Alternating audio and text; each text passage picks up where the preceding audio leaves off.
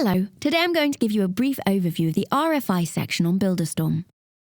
To access this section, you will need to click on the RFI section in the left-hand menu. This will then load the RFI listing, where previously created RFIs will be shown.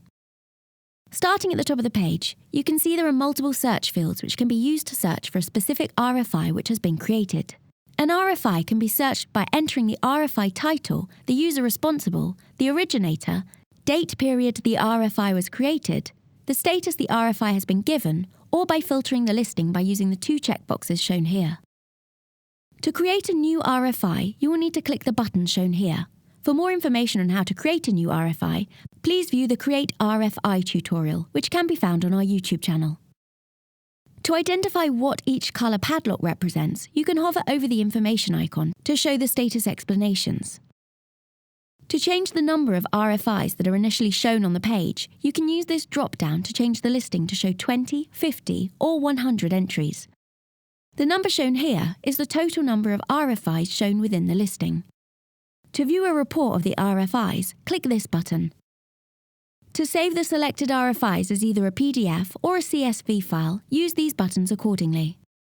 To share an RFI or to quarantine the RFI, which is an admin capability only, you can do this by using the icons shown here.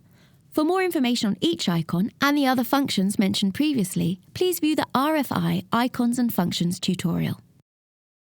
As you can see, the RFIs that have been created are clearly displayed with the necessary information in the RFI listing.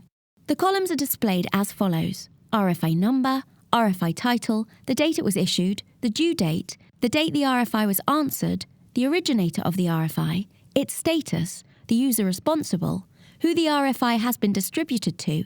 This icon can also be used to distribute the RFI to other users, even ones who are not users on BuilderStorm itself.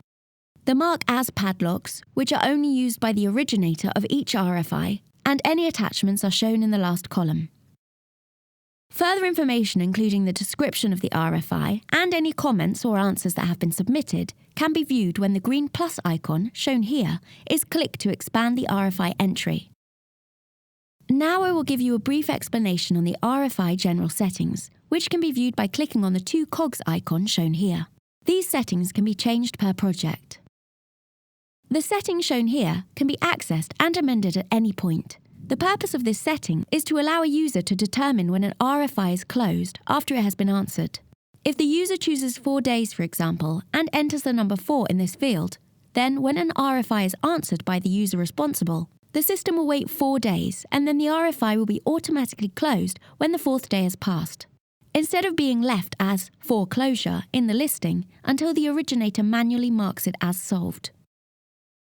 To view more RFI tutorials or any other feature tutorials, please visit our YouTube channel. Thank you for watching.